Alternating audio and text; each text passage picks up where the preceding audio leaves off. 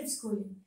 In the previous video, we learned about pure and impure substances. If you have not watched that video, do have a look at that video so that you get a continuation with this video.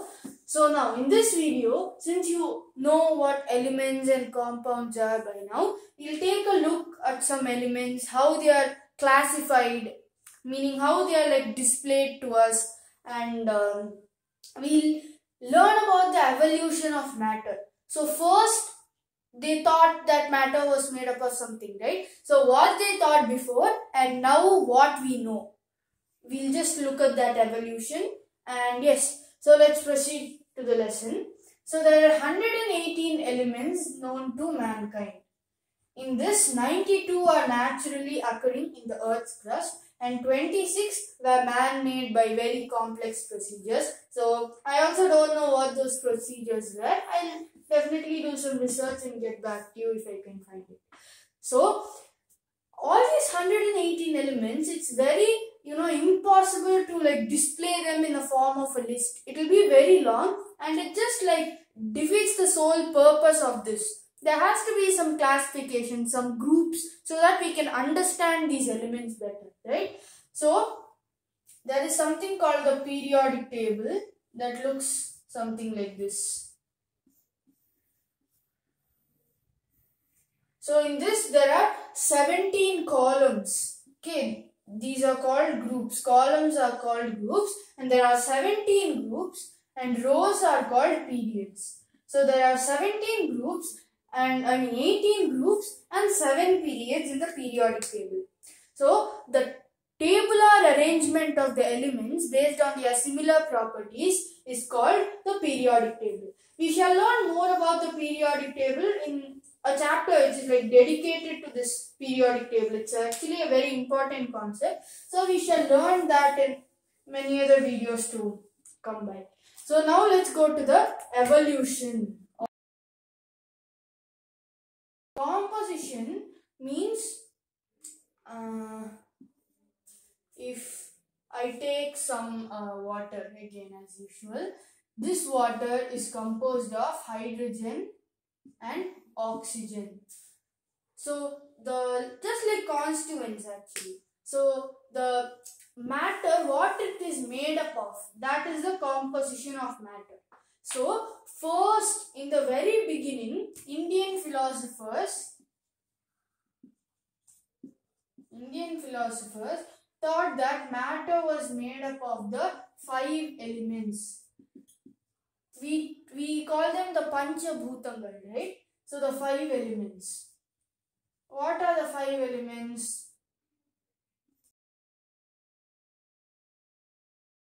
Philosophers, they thought that matter was made up of these 5 elements: water, earth, fire, wind and the sky.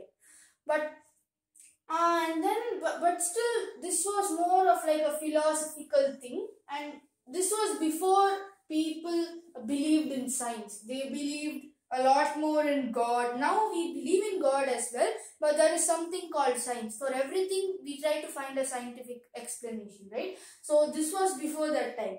So what happened is, the first person to actually propose something very much similar to the current theory was a great Indian called Maharishi Kannada.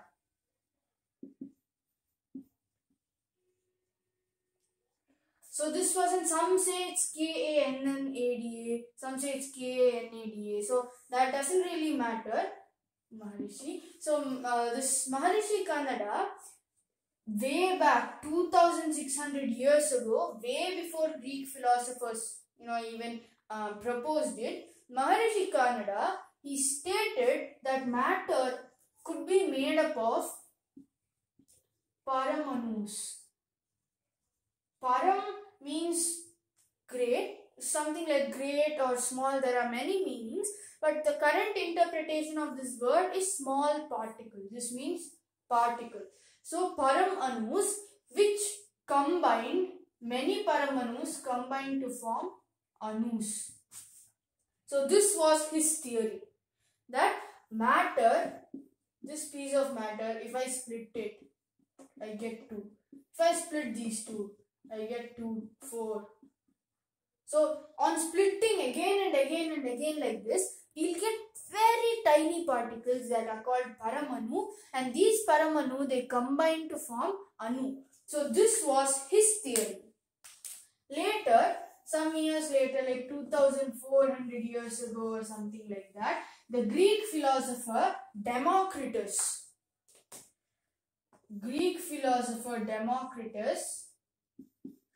what did he propose? He also proposed the same thing. So Democritus in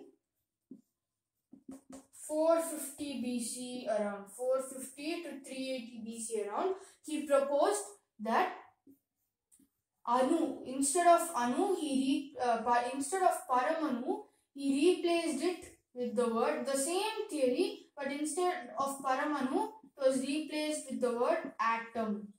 So there is a word in Greek called atomos. Atomos means indivisible. So he named it atom because this was the smallest particle possible and it couldn't be broken down further. So this is how the composition of matter evolved over the time. Meaning the composition always remains same, but what humans thought about it. This is how we came to know about atoms and all. So after all of this, a scientist called John Dalton, he proposed, that is way after Democritus and Maharishi Kanada, all of these people, he proposed a theory from all his research called the Dalton's atomic theory. So there were 6 main postulates. What does a postulate mean? A point. 6 main points of this Dalton's atomic theory. These were: atoms are first point.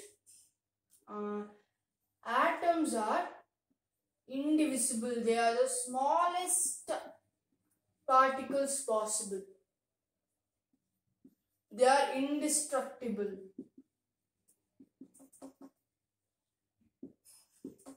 Cannot be created. So they can neither be created nor be destroyed. This was his second point. His third point was atoms of the same element are alike in all ways. This was his third point. His fourth point was atoms, they become molecules in small quantities. He gave stress on this small quantities. Okay, so they combine in small quantities to form molecules. Next, at fixed ratios, they form compounds. This one we saw yesterday itself, right? In the previous video, we saw that the main difference between compound and mixture is that the compound is formed only at a fixed ratio. So this was his fifth point. Next, his last point, the sixth point was atom is the smallest unit that can take place in a chemical reaction. So these were the 6 postulates of Dalton's theory, and that is all about the evolution of the composition of matter. So in the next video, we'll look at the we'll look at the modern atomic theory. So I hope you understood all these points. So until the next video, goodbye friends.